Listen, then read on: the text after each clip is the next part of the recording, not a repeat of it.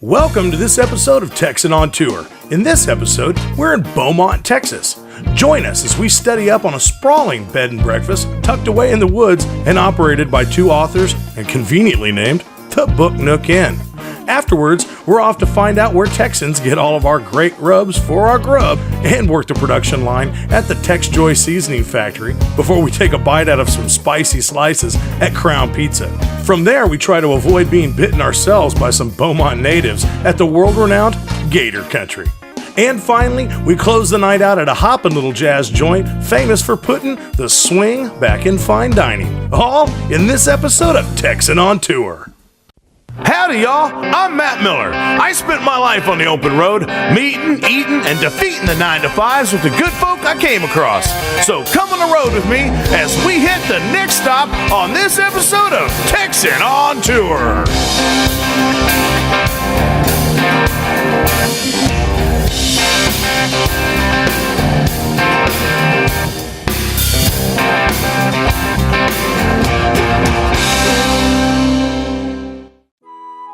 Phil filling in for Matt on this narration, for in this segment we require a certain level of je ne sais quoi. Our tour today finds us at the Book Nook Inn in Lumberton, just outside of our destination, Beaumont, Texas. The Book Nook Inn is an extravagant yet quaint little bed and breakfast nestled among the trees and offering that touch of home required by the discerning traveler, such as our Texan on Tour, perhaps. After a satisfying rest in luxurious accommodations, our traveler awakes without a care, knowing that a delicious breakfast awaits him. Now that is a relief. Ready to explore Beaumont for its hidden treasures, our now fully clothed and shod host and Texan on Tour, Mr. Matthew Miller, makes sure to collect all the proper TV show host accoutrements, and then abruptly emerges and begins the long and arduous journey down a seemingly endless flight of stairs from his bedroom to breakfast, where he'll meet with the proprietors of the Book Nook Inn, authors, entrepreneurs, cooks, and committed carpenters, Dave and Stacy Hearn. Phil, what are you doing, dude? Warming, Why are you talking like that? I was warming up the mic. It's all yours. Thanks, bro. Hey, and with that, I went and got me something to eat. You know, while I chit-chat. I sat down with owners Dave and Stacy Hearn while they told me a bit about the Book Nook Inn. So this is a really neat place. How'd you conjure this? First, we just planned this house just for our family, and then Lindsay decided to get married and left us, and so we had this big, huge house that we decided, or she decided that we wanted to make a bed and breakfast, sort of all. So then we added some more to it, and this is where we are now. Cool. So I suppose that's the story. Oh, well, here, let's hear yours. We kind of thought about doing the bed and breakfast from the very beginning when we started building. We talked about it, but we had to get our kids out of the house. It was just too hard with them going to school and everything.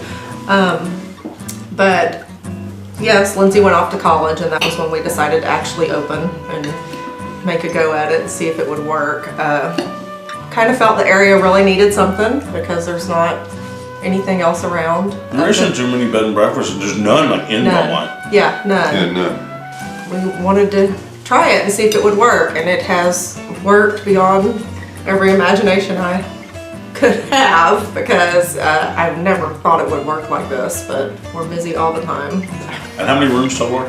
We have 5 for the bed and breakfast, and you know, various game room. Game rooms, media rooms. yeah, we have I think 17 rooms altogether.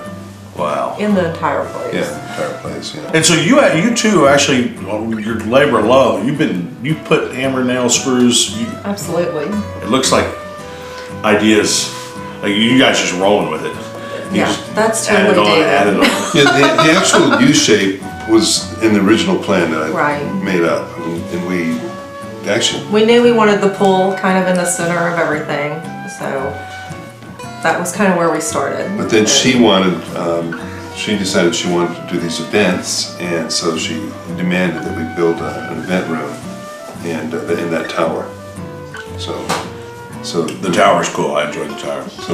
You're such a storyteller. So we built the North Tower. You married a writer. I married a writer. I did. So anyways, and then that's worked out really great because we have in fact had so many different events, and it's sort of fun too for ourselves because when we have a New Year's Day event just for the family and the people who are staying here, we got this big room where we can do it in. Yeah. So. But you're not just a B&B. You do other things, right? Right. We do events. We do weddings. We do all kinds of parties, and we did 27 weddings last year. Wow. And have our calendar full coming up this year, so we gotta rocking and rolling. We gotta stay open for a little while longer. Yeah, a little while longer. Well, you can definitely tell that you guys you take a lot of pride in it, and it's awesome. We just had an awesome set. So. Well, I'm so glad. I'm so glad. And so anybody can just find you by looking up you can just Google Book Nook in Beaumont. Yes. Yeah. Well, that wraps up the first chapter of our show. Stick around. We got a lot of Beaumont headed your way when we return. Ready for a fun Texas fact? Beaumont is the home of the original world's largest working fire hydrant. The giant fire hydrant was donated to the city of Beaumont by the Walt Disney Company in March of 1999 for the re-release of the animated movie 101 Dalmatians and is housed outside the Fire Museum of Texas. The giant fire hydrant weighs 4,500 pounds and can blast 1,500 gallons of water a minute. We asked the boys at the Fire Museum what size fire the hydrant couldn't handle, and they just responded with, "We ain't found one yet." It's a lot of water.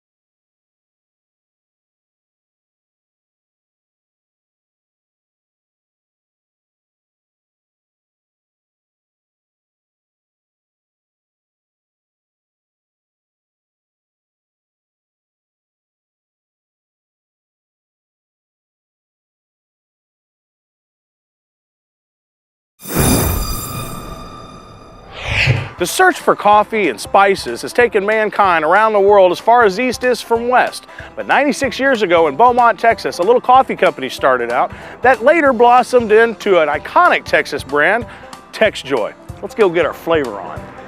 TexJoy Seasoning is an offshoot of the Texas Coffee Company. Formed nearly a century ago by Texan Sicilians, it's now a thriving family-owned spice company known for the most savory seasoning of Southeast Texas. From Rooster Booster to Butt Tickler, they've got more kick than you can shake a stick at. I met with President of TexJoy, Joseph Fertitta, to get the scoop. Well, Joseph, thank you for having us. Well, thank you, Matthew. Taste of Texas, I guess, is TexJoy, right? Well, you know, it's the joy of Texas. And, you know, it's the Texas Coffee Company, but it's TexJoy. Well, tell me about how you guys got started. I mean, this is an old company, huh? Yes, this company is going on 96 years old. My grandfather started it. He was a grocer, which a lot of Sicilians were grocers in Beaumont, Texas. And he roasted coffee on the side in a little shack behind his store. And so he started selling more coffee than pork and beans. And so he said, well, I guess he thought I got something here. And so he started roasting coffee. So coffee was the mainstay for several years. And then as he grew, he said, what else can I do to increase revenue? And he decided to get into the spice business. Started out with just black pepper. Black pepper, and then it went from black pepper to red pepper to garlic powder and just your basics. That pretty much that's the way it was in the early 20s. Sure. And as the spice business grew, they expanded, and it was my grandfather and two partners, and they had two trucks. They had a Beaumont territory and a territory in Port Arthur, and the company grew. As the company grew, the fleet grew, the employees grew, and so 96 years later, here we are, spreading the joy of TexJoy. Cool.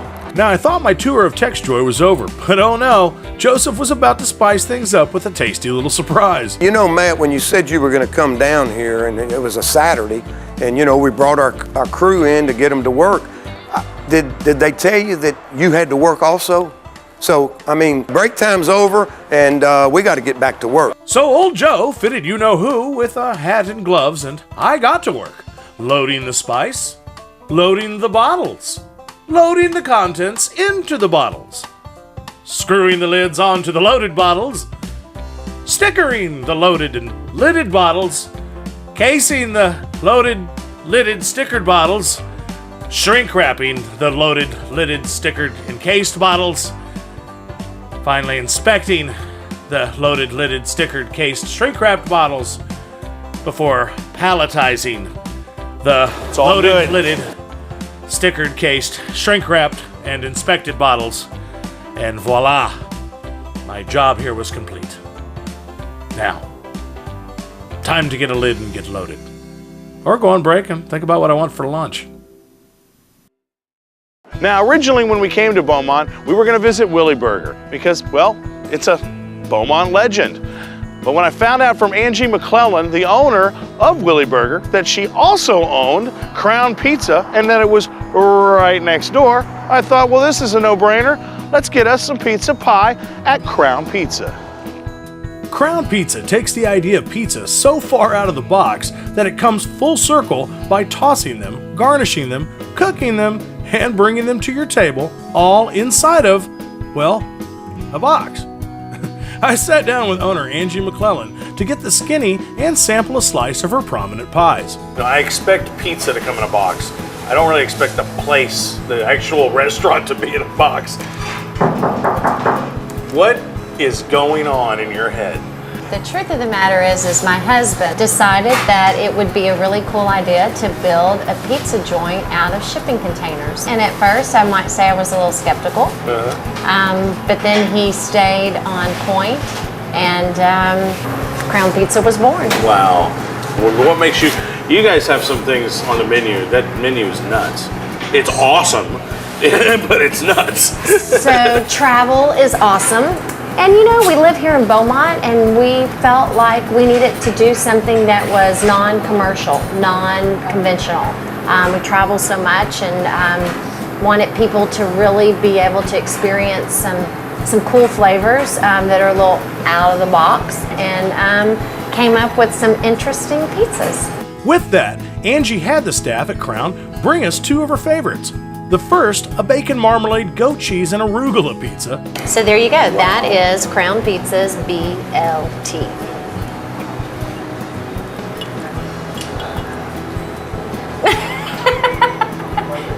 Yum. That's crazy. And the other, a cream cheese and chives boudin covered pie with a side of homemade jalapeno ranch. What is this called? This is Boogie on the Bayou. Is that boudin? We put boudin on a pizza with spicy cream cheese and mozzarella. We finish it off with some chives. That is my new favorite. Oh my God. That is my new favorite pizza. I'm just taking this whole thing. Whoa, that is some of the best pizza I've ever had. Stick around. We got more Texan on Tour after the break. Now let's play a little whodunit. The Big Bopper, aka Giles Perry Richardson Jr., or JP for short, grew up in Beaumont, Texas, and graduated from Beaumont High School in 1947. He's best known for the song Chantilly Lace. He died in a plane crash that killed rockers Buddy Holly and Richie Valens, and the Big Bopper himself is buried in Beaumont. So, who lost the coin toss so that Richie Valens had a seat on the plane? Was it A, Tommy Alsop, B, Waylon Jennings, or C, Frankie Sardo? The answer when we return.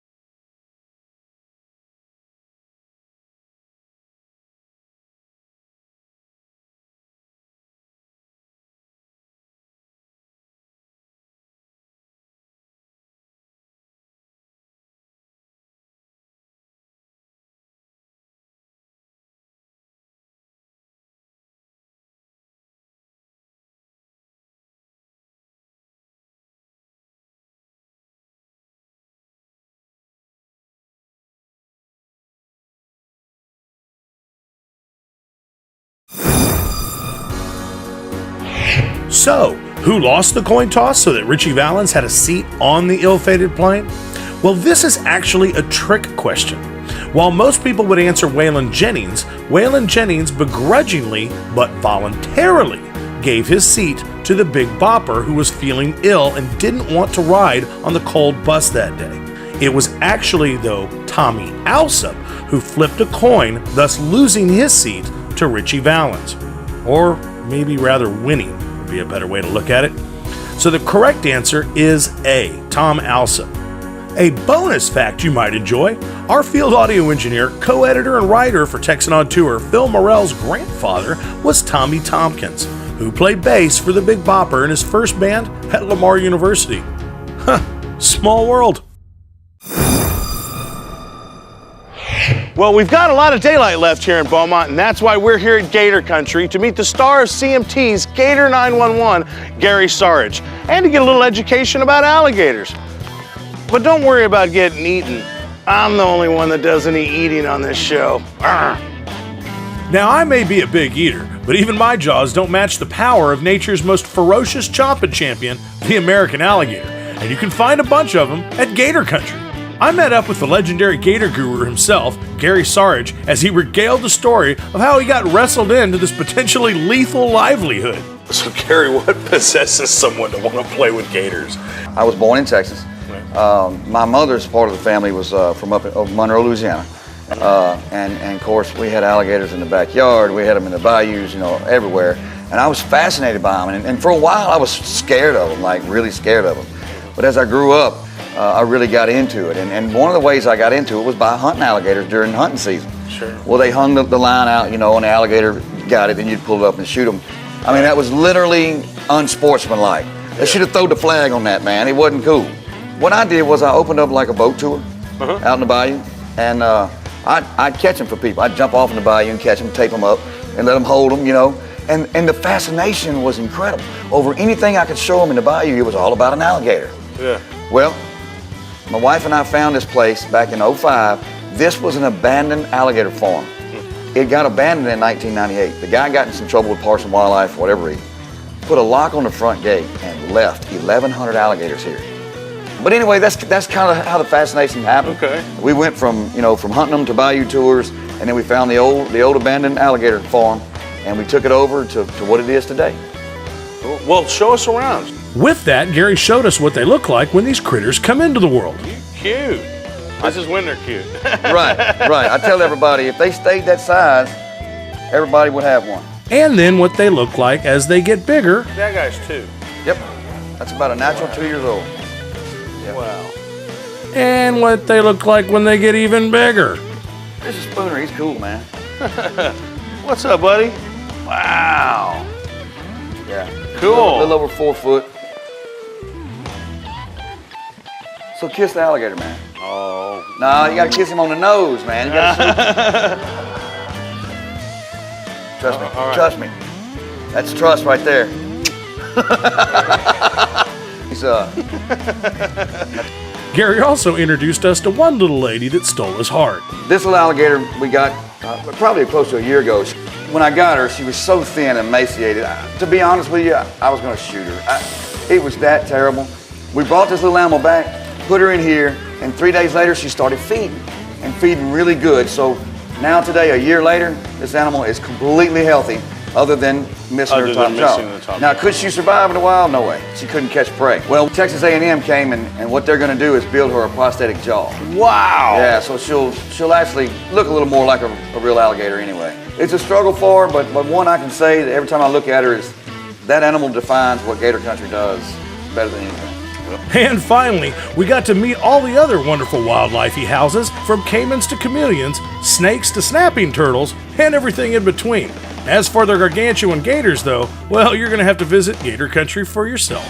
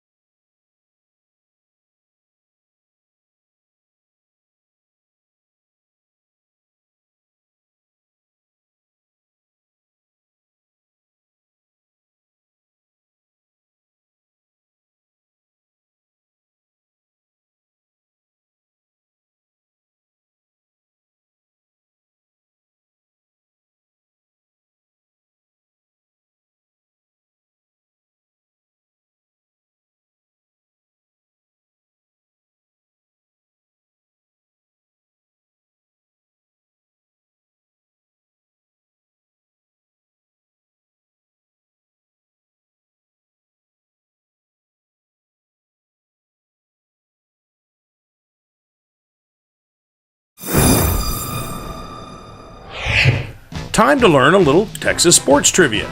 Babe Zaharias, affectionately known as the world's greatest woman athlete, was a Beaumont native and U.S. Olympian at the 1932 Summer Olympics, where she won 2 gold medals in track and field. She went on to become co-founder of the Ladies Professional Golf Association with 10 LPGA major championships.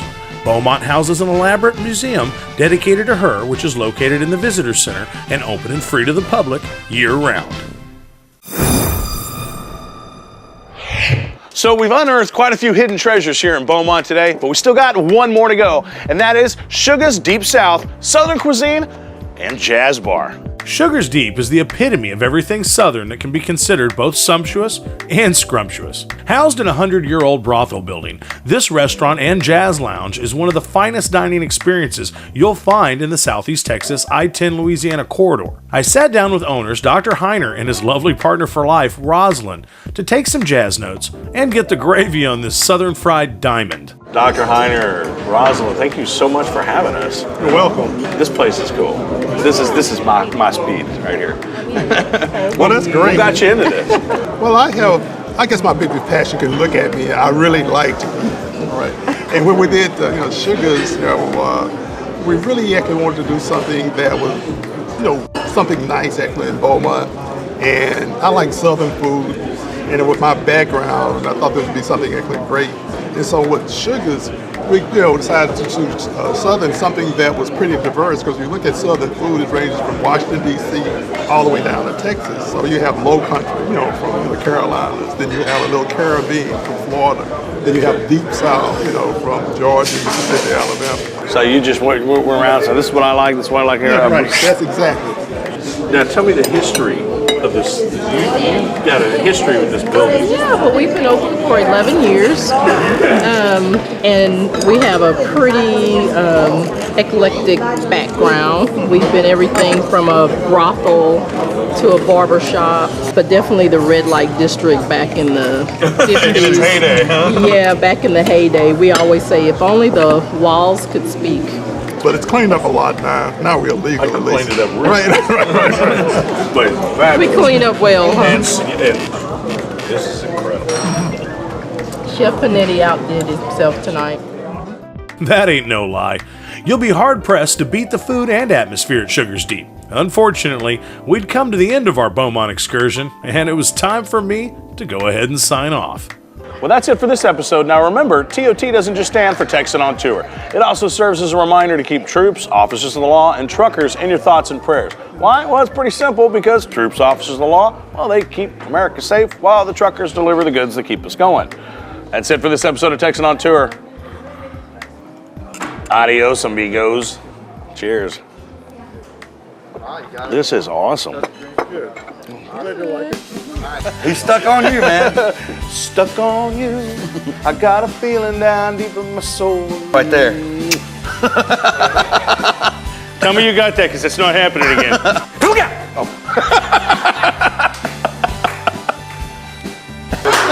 That's a wrap. That's a wrap.